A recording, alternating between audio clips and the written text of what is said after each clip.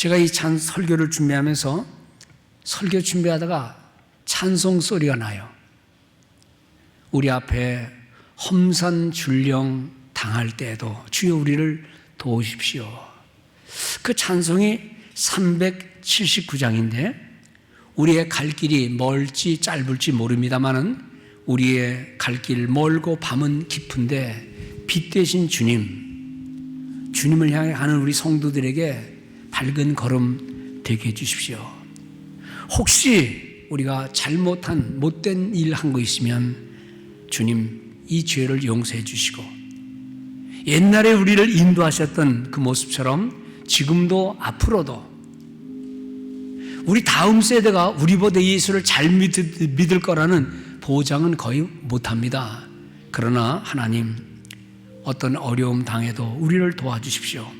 이 어두운 밤이 있는데 이거 너무 길지 않게 하시고 밝은 아침이 되어서 다시 기쁨으로 주님을 섬길 수 있고 옛날에는 교회에 나오는 게 그렇게 고마운 줄 모르고 사랑하는 형제 자매들이 악수하고 만나는 게 얼마나 고마운 줄 모르고 그냥 지냈는데 이 좋은 시절을 꼭 회복시켜 주십시오 하는 기도를 찬송으로 부른 노래가 바로 379장이에요.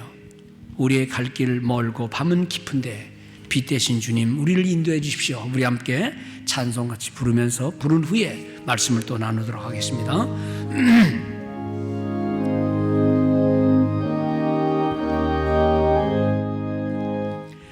내 갈 길 멀고 밤은 깊은데 빛 되신 주 저 본향집을 향해 가는 길 비추소서. 내 가는 길 알지 못하나 한 걸음씩 늘 인도하소서.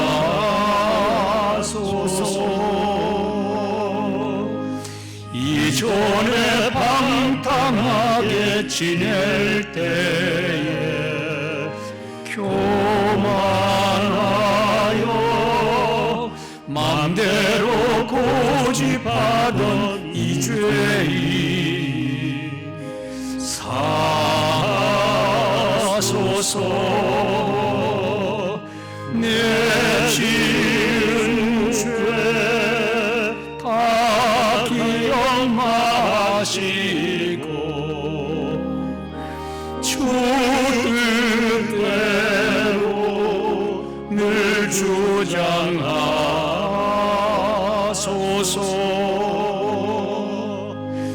이전에 나를 인도하신 주 장래에도 내 앞에 험산줄령 만날 때 도우소서. 밤 지나고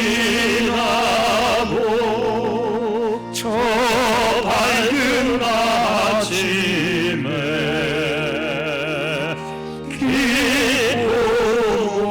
기쁨으로 내 주를 만나리.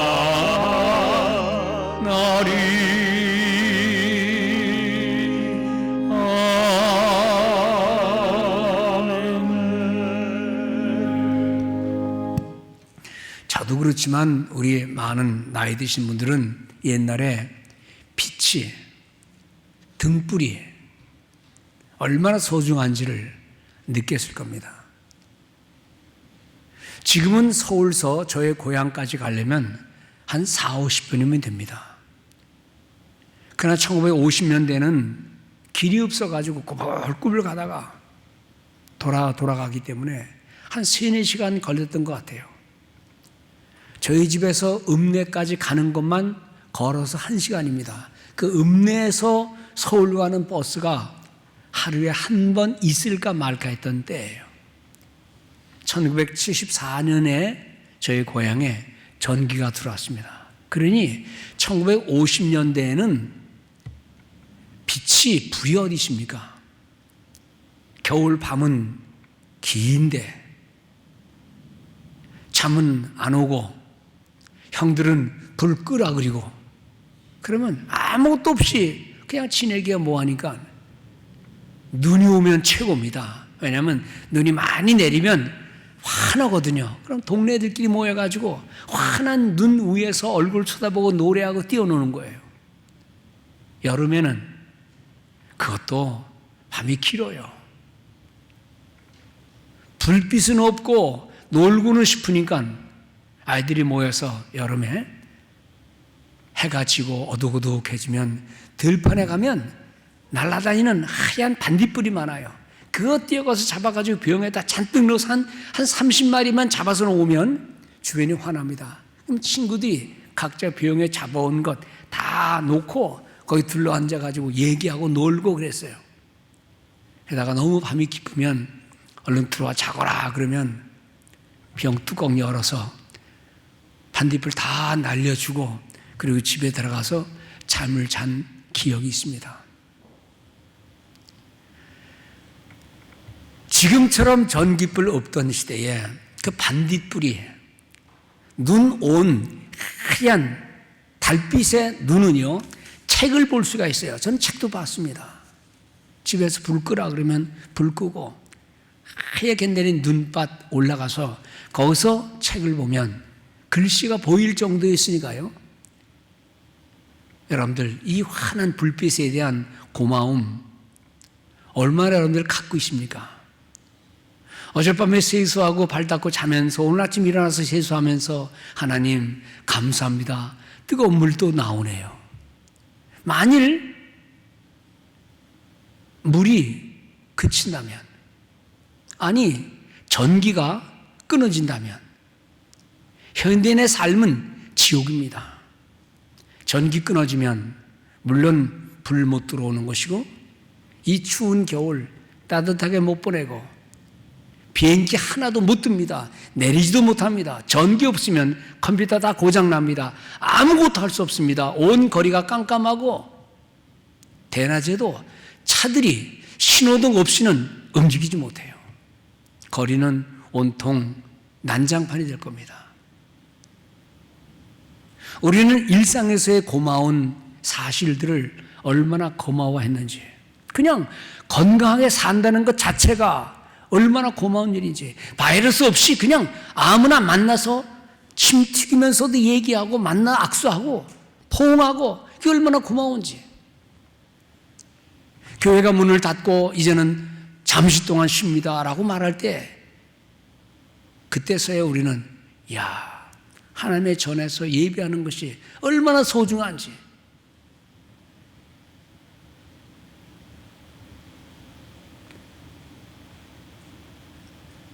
만약에 바이러스가 손 악수하는 데서 나오고 침에서 튀겨서 공중으로 나간다 그런 정도가 아니라 눈빛에서 나간다 그러면 사람 쳐다보면 눈에서 바이러스가 나가서 그러니 쳐다보지도 못한다. 그런 날이 오면 어떻게 하겠어요? 그런 날이 오기 전 실컷 쳐다봅시다. 말하지는 말고 손도 대지 말고 그냥 웃기만 하세요. 쳐다보세요. 서로 쳐다보고 감사합니다. 속으로 감사합니다. 당신이 예쁘시군요. 사랑스럽습니다.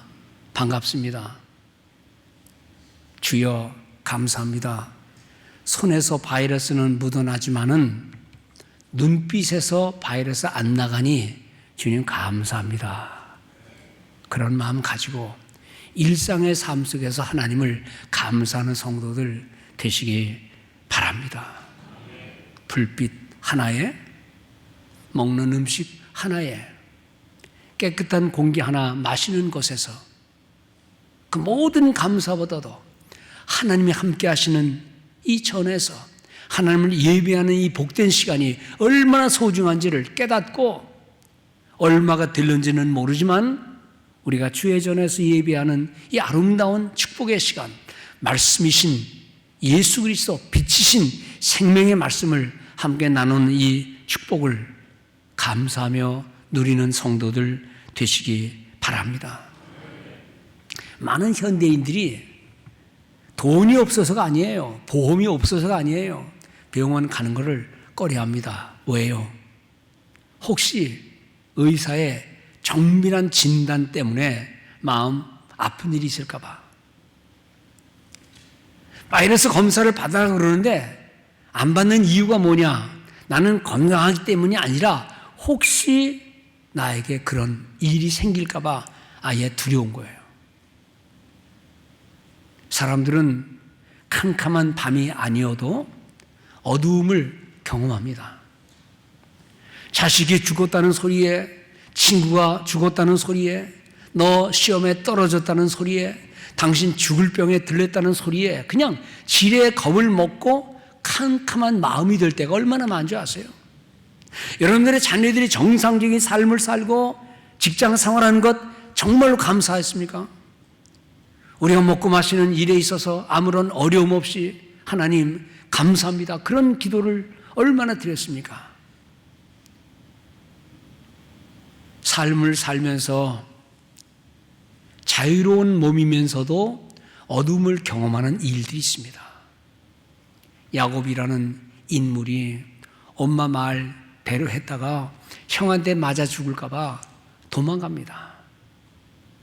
엄마가 싸준 음식과 물을 길 가다 다 먹어버렸고 이제는 캄캄한 밤이 되니까 진짜 어둠이에요.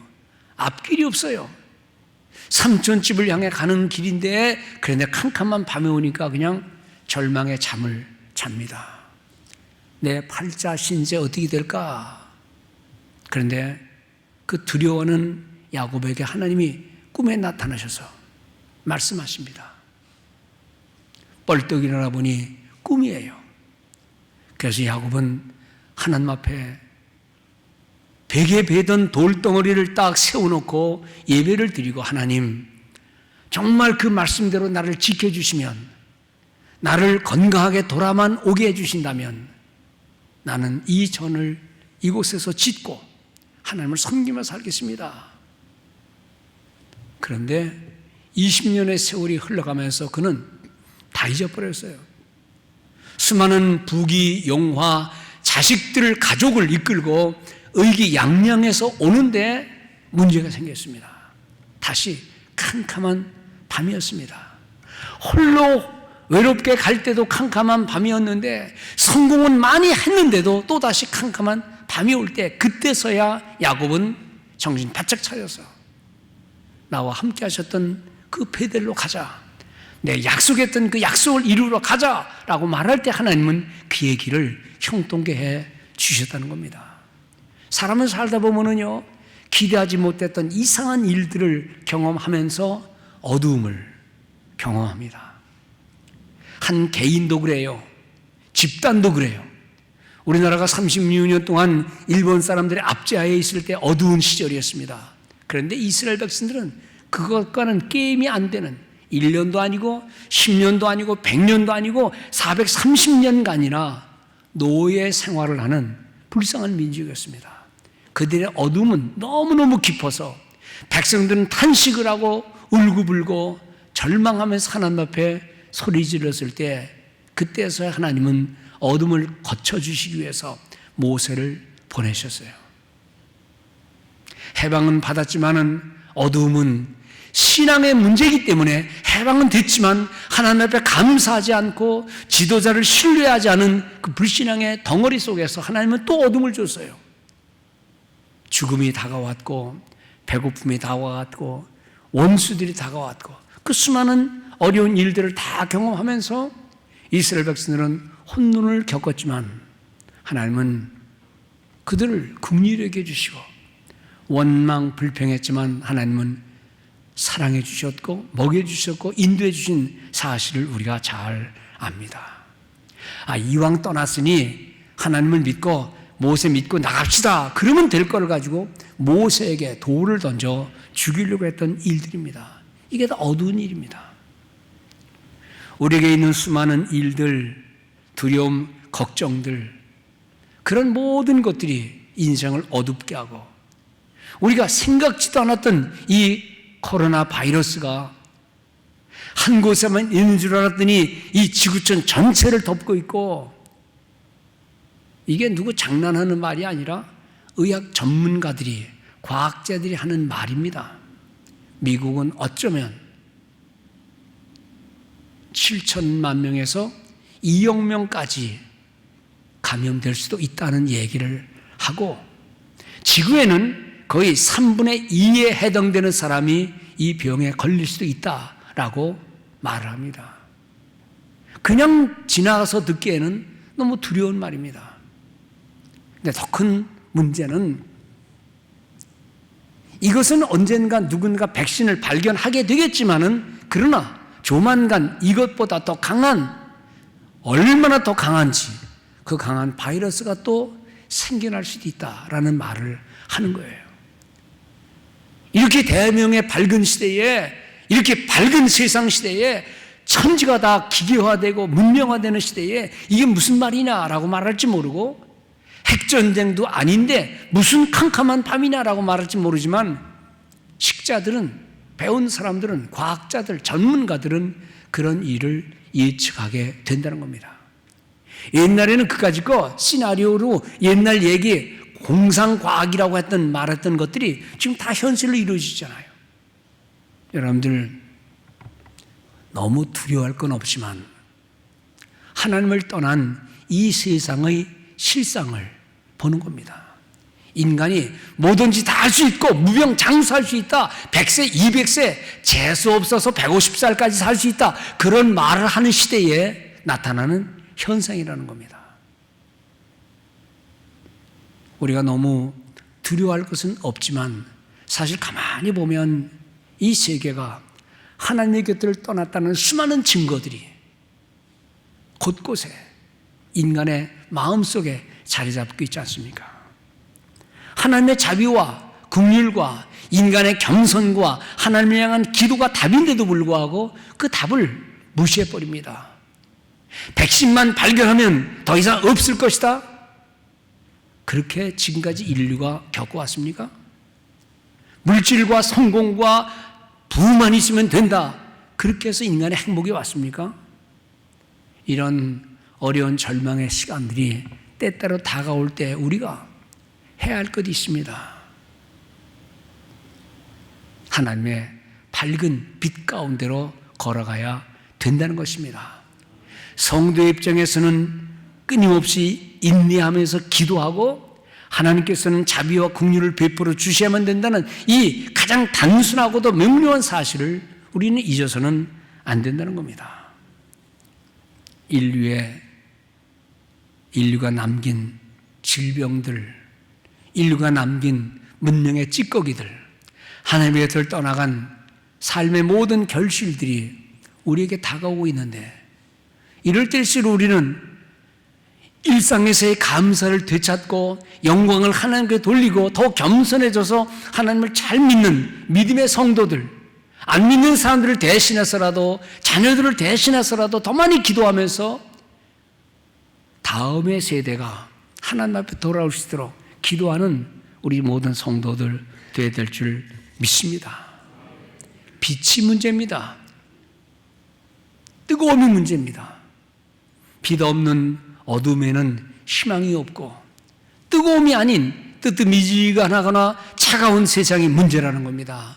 그러므로 우리 모든 성도님들, 우리에게 주신 말씀의 빛 가운데로 열심히 있는 신앙의 모습으로 이 모든 어려운 일들을 겪어나가는 복된 성도 되시기를 주의 이름으로 축원을 드립니다. 요한복음 1장에는 어두운 세상에 빛이 오셨다. 그런데 어두운 세상이 그 빛이 뭔지를 깨닫지를 못하고 있다라고 말씀하고 있습니다. 이 빛이 누굽니까? 이 빛은 생명이신 예수 그리스도. 어두움 가운데 빛이 왔는데 이 어두움이 그 빛을 알아보지 못하고 여전히 어두운 가운데 사니, 예수님께서 이 땅에 오셔서 인류에게 빛된 말씀 주시고 생명 주시고 이 빛 가운데 살게 하는 하나님의 은혜가 있음에도 불구하고 인류는 어둠을 쫓는 죄악의 모습이 있다는 사실을 성경은 증거하고 있고, 그래서 예수 믿는 우리 한 사람 한 사람이 세상의 빛이 되고 가정의 빛이 되고 직장의 빛이 되고, 그래서 이 빛 가운데 사람들이 모여들도록 우리를 사용하시기를 원한다는 겁니다. 실제로 어두움 가운데 두려워 떨던 한 여자가 있었어요. 그 사람은 우리와 같은 죄인 중에 한 사람입니다. 그런데 유대인들이 죄 지은 그 여자를 끌고 나와서 사람들이 다 보는 데서 돌로 쳐 죽이려고 돌을 들고, 이왕 죽이려면 이 여자뿐만 아니라 그 골치 아픈 예수도 들고 와라. 예수를 들고 왔습니다. 그리고 묻습니다. 당신 예수, 이 여자는 이런 죄를 졌다. 율법에 의하면 돌로 쳐 죽임을 맞아야 된다. 너는 어떻게 생각하느냐? 말 한마디 잘못됐다가는 예수도 죽습니다. 이렇게 말하면 이렇게 말했다고 죽이고, 저렇게 말하면 저렇게 말했다고 죽이고. 그래, 너희들 말대로 죄 있는 자는 율법에 쳐 죽임을 당했으니 돌 던져라 라고 말하면 이 자비 없는 인간아 라고 쳐 죽일 것이고, 괜찮다라고 말하면 너야말로 율법을 어기는 사람이다. 그래서 같이 죽이려고 하는데 이 진퇴양난입니다. 우리 주님께서 한마디 말 안 하시고 엎드려서 땅에다 뭐라고 쓰십니다. 성경을 잘 보세요. 예수가 땅에다 글씨를 쓰는 동안에도 계속 keep asking, 계속 질문하면서 어떻게 하기를 원하느냐. 주님이 몸을 일으키시고 이렇게 말했습니다. 너희들 중에 죄 없는 자가 먼저 돌로 쳐라. 이 말 한마디가 어두운 가운데 어둠을 모르고 돌 짚고 죽이려고 했던 그 마음속에 작은 빛이 된 겁니다. 그 말씀을 들은 유대인들이 양심에 들어온 예수의 말 한마디가 가슴을 비추기 시작해서 그들은 돌을 하나씩 놓고 뒤돌아갔습니다. 주님 묻습니다. 여자야, 너를 죄 있다고 하고 돌로 쳐 죽이려고 하던 유대인들이 어디 갔니? 아무도 없는데요. 나도 너를 죄 있다고 정죄하지 않으니 어서 가거라. 그리고는 다시 그런 죄를 짓지 말라. 그 여인에게도 주님 말씀이 빛이 되었습니다. 분노하는 사람들에게도 주님 한마디 말씀하시니 그 말씀이 빛이 되어 양심을 일깨우는 것이고, 두려워 떨고 캄캄한 가운데 있던 여인에게도 주님 말씀하시니 그것이 빛이 되어 그 여인도 돌아갔습니다. 여러분들, 오늘 시편 119편 105절에 주의 말씀은 내 발의 등이요 내 길의 빛입니다. 이 말을 이해하십니까? 범죄하며 두려워 떨던 여인에게도 예수의 말씀이 그를 빛 가운데로 인도하는 것이고, 어두운 가운데서 어둠인 줄 모르고 돌 쳐들고 죽이려고 했던 유대인들에게도 그 말씀은 또 하나의 빛이 되어서 그들의 마음이 녹아졌던 것입니다. 주의 말씀, 우리가 얼마나 세상을 살면서 주의 말씀보다는 물질과 세상과 권력과 탐욕을 추구하면서 세상을 삽니까? 예수 믿는 껍데기를 뒤집어 쓰면서 속에서는 하나님 말씀과는 관계없는 삶을 살아가는 이 시대의 교인들에게나 이 시대의 교회들에게나 또는 우리들에게 주시는 말씀입니다. 우리는 이런 주의 말씀을 들을 때마다 하나님, 어두운 심령들 우리들에게, 범죄한 인생들에게 꼭 주님이 말씀하신 것처럼 그 말씀대로 살면서 미련하여 어두워서 죄를 죄인 줄 알지 못하고 쳐 죽이려고 하는 그 유대인들에게 주셨던 빛처럼 이 빛을 우리에게 주옵소서. 때로는 아무것도 아니고 별것도 아닌 그런 가운데, 때로는 죄를 지어서 두려워 떠는 가운데 있는 우리들에게도 주님 말씀하여 주시옵소서. 우리 주신 말씀이 생명의 빛이 되게 해 주옵소서 기도하는 우리 모든 성도들 되시기 바랍니다. 요한복음 8장에 이 사건이 지난 후에 요한복음 9장에 보면은 진짜 육신으로 어두운 소경에 대한 얘기 나옵니다. 소경의 눈을 고쳐주시면서 고침받은 소경에 보고 유대인들은 말하기를, 아니 저놈이 저게 어제까지도 조금 전까지도 눈 먼 소경 아니냐? 근데 어떻게 눈 떴지? 너가 정말 그 사람이냐? 네가 정말 소경이었던 사람이냐? 계속 묻습니다. 눈을 떠주셨는데도 불구하고 유대인들은 믿지를 않는 거예요. 예, 내가 눈 멀었던 사람이요 라고 말해도 믿지 않으니 결국 그 사람이 하는 말이, 나한테 와서 묻지 마시오, 딴 사람한테 물으시오. 예수가 나를 고쳤습니다 라고 말하면 그것도 화를 당할까 봐 그냥 대꾸를 안 하는 거예요. 얼마나 완악한 시대입니까? 빛을 빛이라고 말하지 않고 생명을 생명이라고 말하지 않고, 이 세상에는요, 마음이 어두워서 소경된 사람, 범죄에서 넘어져서 캄캄한 삶을 살아가는 소경된 사람, 아니 진짜 육신의 눈이 어두워서 소경된 사람, 다양한 사람들입니다. 그런데 진짜 소경은 누구냐? 주님 말씀하시기를, 너희들이 소경인 줄을 알지 못하느냐? 눈 멀쩡히 뜨고 있지만 볼 것을 보지 못하고 들을 것을 듣지 못하는 육신이 멀쩡한 사람들 향하여, 너희들이 차라리 소경 들었더라면 너희가 눈을 번쩍 뜨면서 나는 다 봅니다, 나는 다 압니다 라고 말하니 너희들의 죄가 그대로 있느니라. 이것은요, 눈 뜨고 살아가는 우리 현대인들을 향한 주의 말씀인 줄 믿습니다. 그러나 우리는 압니다. 우리가 아무리 어두운 가운데 산다 할지라도, 어두움이 세상을 다 누른다 할지라도, 우리가 주의 말씀을 열면 내게 빛이 비추나이다. 시편의 기자가 고백한 대로 주의 말씀을 열면, when I open your word, 내가 주의 말씀을 열면 내게 빛이 비추나이다. 그런데 사람들이 말씀을 무시하는 거예요. 말씀대로 살려고 그러질 않아요. 도무지 성경을 읽으려고 하지 않아요. 예수의 말씀에 귀를 기울이지를 않으려고 그러는 거예요. 그것이 오늘 기독교의 문제예요. 이 세상의 문제입니다. 멀쩡히 다 재미있게 놀다가도 예수 얘기하면 귀를 닫습니다. 교회 얘기하면 입을 열지 않습니다. 좋았던 인간관계도 깨지게 되고, 부모 자식 간에도 신앙 얘기하면 떨어지게 되고, 그래서 교회 다니는 사람조차도 서로 신앙의 얘기와 말씀의 얘기는 제쳐두고 다른 얘기들로 교회 안팎이 꽉 찬다면, 뭘 좀 들어보려고 교회 왔는데 입에서 나오는 모든 말들은 하나님 말씀과 관계없는 이상한 얘기들, 시기, 질투, 그리고 세상적인 얘기들로 가득 차다면 어찌 그 세상을 밝은 세상이라, 밝은 교회라 할 수 있겠느냐, 이 말씀이에요. 여러분들, 하나님 말씀으로 돌아가는 우리 모든 성도들 되시기 바랍니다. 아무리 어렵고 힘겨운 시절이 계속된다 할지라도 우리는 정답이 어디 있는 줄 압니다.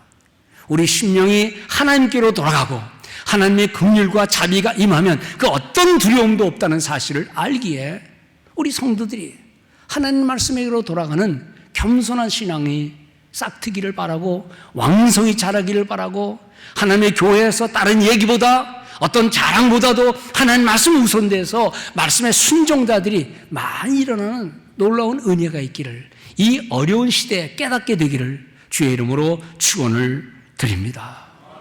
시편 119편은 편안한 상태 속에서 쓰여진 글은 아닙니다. 누가 썼는지는 모르지만은 이것은 어려운 시기에 긴 신앙의 고백이고 아름다운 찬양의 노래인데, 오늘 우리가 그걸 보는 거예요. 편안한 시대에 쓰여진 게 아니에요. 왜냐하면 이 구절을 보면 이 시인이 얼마나 고난을 당하는지를 시편 119편에서 보기 때문입니다. 119편 107절 이렇게 말합니다. 나의 고난이 매우 심하오니 얼마나 고난이 많으면 나의 고난이 너무 심하오니 주여 이 고난을 좀 벗어나게 해주십시오. 나에게 물질 축복 주십시오. 그게 아니고 이 고난이 내게 너무나 심하오니 그 다음 하는 말씀이 여호와여 주의 말씀대로 나를 살아나게 하소서. 누굴 찾았습니까? 주님을 찾는 겁니다. 뭘 찾았습니까? 주의 말씀을 찾는 겁니다. 인생의 고난이 올 때에 삶의 어려움이 올 때에 우리는 하나님을 찾고 하나님 말씀을 찾아야 되는데 과연 우리 인생들은 삶의 고난 앞에서 하나님을 향하는지를 뒤돌아보는 기회가 이런 어려운 시기에 나오는 믿음의 고백으로 변화되기를 주의 이름으로 축원을 드립니다. 그런데 하나님은 참 자비하신 하나님이에요. 밀물이 밀려오면 시간이 지나면 썰물이 되어 나갑니다. 썰물이 되어 나가면 또 밀물이 되어 들어옵니다. 너무 많은 고난 당하면 아예 절망할까봐 하나님은 고난을 통하여 깨닫게 하기를 원하시는 거예요. 자식을 사랑하는 부모가 자식을 죽기까지 때리는 부모 없어요. 때리더라도 회개하기를 바라고 돌이키기를 바라는 것이지. 그래서 자식이 너무 절망할까봐 적당히 야단치고는 입을 딱 닫습니다. 왜요? 돌아오게 하려고. 깨닫게 하는 게 목적이지 징계하는 게 목적이 아니에요. 우리가 삶의 어떤 어려운 고난을 당할 때에 아하 하나님 우리 모두를 깨닫게 하시는 거로구나 우리를 새롭게 하시는 거로구나 그 믿음을 가지고 하나님을 향해 나가는 우리 성도들 되시기 바랍니다. 백신이 발견되고 수많은 마스크가 만들어진다 할지라도 그것이 근본 문제는 아니라는 겁니다. 하나님의 은혜가 성도들의 돌이킴이 주님의 자비하심이 우리 모든 가정에 여러분들의 마음속에 이 민족에 임하기를 주의 이름으로 축원을 드립니다. 시편 기자는 말합니다. 여호와여 내가 구하오니 내가 기도하오니 내 입이 드리는 자원 제물을 영어에는요 The willing praise of my mouth 내 입에서 드리는 기꺼이 부르는 찬송이 주님 앞에 연락되기를 원합니다. 얼마나 찬송이 그리웠으면 하나님을 찬양하는 것이 그리웠으면 내 입의 제물 내 마음으로 드리는 예물을 받으십시오. 믿음 없는 예물을 주님은 기뻐하지 않으세요.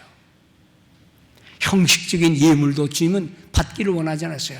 willing praise, 기꺼이 드리는, 마음을 다해 드리는 이런 믿음의 예배와 그런 찬양을 주님은 듣기를 원하신다는 겁니다. 이런 삶의 어려운 일이 있을 때 오늘 시편 기자가 하는 대로 주여 나의 생명이 항상 위기에 있사오니 그러나 나는 주의 법을 잊지 않아이다. 아니 위기가 있으면 이걸 벗어나는 게 먼저지 이 위기의 때 주의 말씀을 생각한다는 이 놀라운 은혜의 고백을 우리 모든 성도의 고백이 되기를 바랍니다. 얼마나 질병이 많았는지 올무가 많았는지 시편 기자는 시편 119편 10절에 말합니다. 악인들이 저는 이 악인들이 그럴 때 제가 성경에 괄호를 쳤어요. 악인들이 대신 세상의 질병들이 악인들이 나를 해하려고 질병이 우리 인간을 해하려고 올무를 놓아 싸우니 어떤 것을 통하여 이 많은 질병이 나왔지만은 질병이 아무리 교모하게 다가온다 할지라도 그 다음 나오는 말씀이 그러나 나는 주의 법도들에서 떠나지 아니하나이다. 질병이 다가왔는데 도망가는 게 상수지 왜 하나님 말씀을 생각하느냐. 이 시편의 기자가 우리에게 교훈해 주는 것은 삶의 어려운 고난이 올 때에 우리의 자신들을 말씀으로 비추어보고 오늘 우리가 살아가는 이 사회가 하나님 말씀에 돌이서 얼마나 정확히 가는지를 깨닫고 하나님 이 사회가 인생들이 하나님 법도에서 떠나지 않게 주옵소서 기도하는 우리 성도들 되시기 바랍니다. 아름다운 자연의 질서가 인간의 욕망에 의해서 파괴되고 인생의 삶과 있어야 할 질서와 인간을 기르는 교육이 병들어가고 인간의 욕심이 하나님 말씀을 대신하는 시대에 우리가 살고 있는데 하나님 이 시대를 우리가 바라보면서 기독교인의 시각을 갖게 해주시고 내 자신의 문제, 우리 사회의 문제, 국가와 민족의 문제가 하나님을 너무너무 멀리 떠나 있는데, 그리고 다음 세대가 하나님을 더 잘 섬기리라는 보장이 없는 시대에 우리는 자식들 교육 잘 시켜야 돼요. 좋은 대학, 좋은 직장 잡았다는 것으로 만족하지 말고, 하나님, 우리 자녀들이 과연 우리의 신앙을 본받으려고 합니까? 우리는 그런 몸을 보이고 있습니까? 말씀드린 대로 그냥 아무나 하는 말이 아니고, 의학 전문가들이, 과학자들이 하는 말 들어보면 이거 끝나면 다 되는 거냐? 다시 밀물 밀려오듯이 이거보다 수십 배 강한 바이러스가 계속 일어날 것이다 라는 예견을 하고 있습니다. 여러분, 예견이라고 해서 그냥 무시하지 말고, 여러분들 시대에는 없을지 모르지만 다음 세대라도 있을 것 같은 이 모든 질병 앞에서 정말 인류가 이 모든 것들을 극복하는 길은 무엇인가? 아무리 무서운 질병도요, 알잖아요. 코로나 바이러스가 햇빛에 나가면 다 죽는데요. 햇빛을 쬐야 돼요. 그런데 진정한 빛 가운데 인생은 살고 있느냐?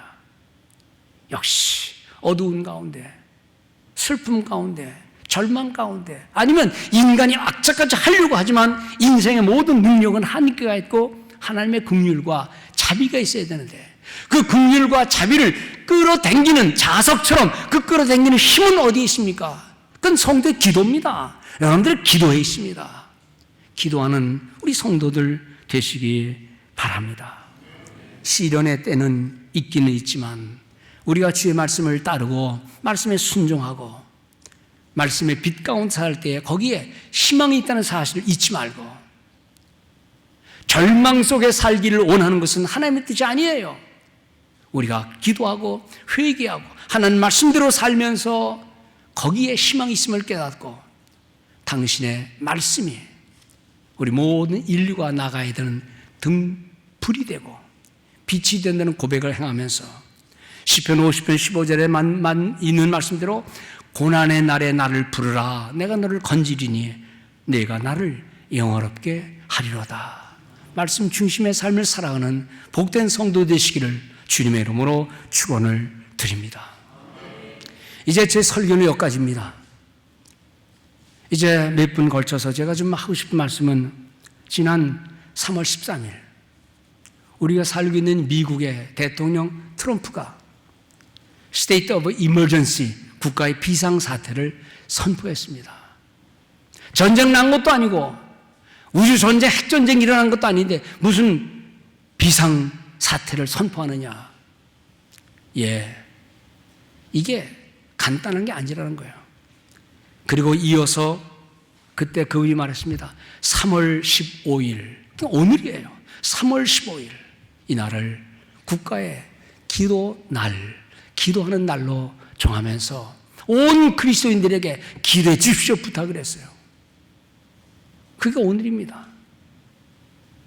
물론 미국은 해마다 3월이 되면 미국의 최고 지도자가 온 국민들에게 하나님 앞에 어떤 모습이든, 아프간 전쟁을 겪을 때도 무슨 큰 어려움이 있을 때 국가의 기도의 날을 정하는 것이 3월인데, 오늘 때 맞춰서 이 코로나 바이러스가 창궐하는 이 시기에 이제는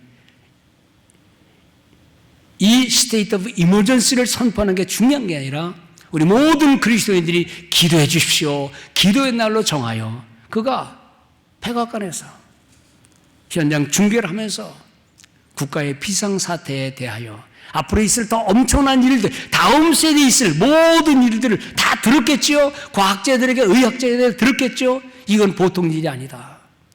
어쩌면 지구의 3분의 2가, 미국은 7천만에서 2억 명까지도 어쩌면 그렇게 될 수 있는 이 엄중한 상황에서 여러분들 기도해 주십시오 하는 기도 호소를 냈어요. 그 오늘입니다. 그는 이렇게 말했습니다. It is my great honor to declare Sunday, March 15th as a national day of prayer. We are a country that throughout our history has looked to God for protection and strength in times like this. No matter where you may be, I encourage you to turn toward prayer in an act of faith. Together we will easily prevail. 3월 15일 오늘입니다. 3월 15일 일요일 그 주일을 국가 기도의 날로 선포하게 된 것이 저에게는 대단한 영광입니다. 역사적으로 우리 미국은 이런 어려운 상황에서도 하나님의 보호와 능력을 구해왔습니다. 여러분들이 그때 어디에 있든지 우리 모두가 믿음으로 기도에 동참하시기를 바랍니다. 우리 모두가 함께한다면 우리는 이겨낼 것입니다. 라는 대통령의 말씀이었습니다. 이 위태로운 시점에서 우리가 살고 있는 이 미국의 대통령이 미국 사람들을 향해서 온 세계를 향해서 기도를 선포한다는 게 얼마나 자랑스러운지 모릅니다. 여러분들, 기도하자고 하는 대통령이 세상에 어디 있습니까? 그리스도인들에게 믿음으로 돌아가자는 말을 하는 대통령이 어디 있습니까? 제가 누구를 지켜 세우는 게 아니라 하나님이 세우신 지도자가 이런 모습 가운데서 기도를 통하여 이를 해결하지 그럴 때 우리 모든 성도들은 아멘 하면서 동참해 될 줄 압니다. 하나님의 자비를 구하는 기도를 우리가 드리기를 원합니다. 우리의 허물을 깨닫고 흔들리는 미국 사회, 온 세계가 지금 어디를 향해 가는지 목적 없는, 방향 없는 이 지구촌의 내일이 얼마나 위태로운지, 그래서 이런 계기를 통해서 하나님 앞에 뭔가 이것을 계기로 하여 새로운 믿음의 싹이 나기를 대통령도 원했고 우리 모두가 그런 기도를 드려야 될 줄 압니다. 이 시간 잠깐 동안 머리를 숙여서 우리 함께 대통령이 요구했던 우리의 기도 2, 3분간 기도하는데 제가 먼저 성경 말씀을 한 구절 읽고 함께 통성으로 2, 3분 동안 피아노 반주, 오르겐 반주 끝날 때까지 진심을 다하여 기도하는 우리 모두가 되기를 바랍니다.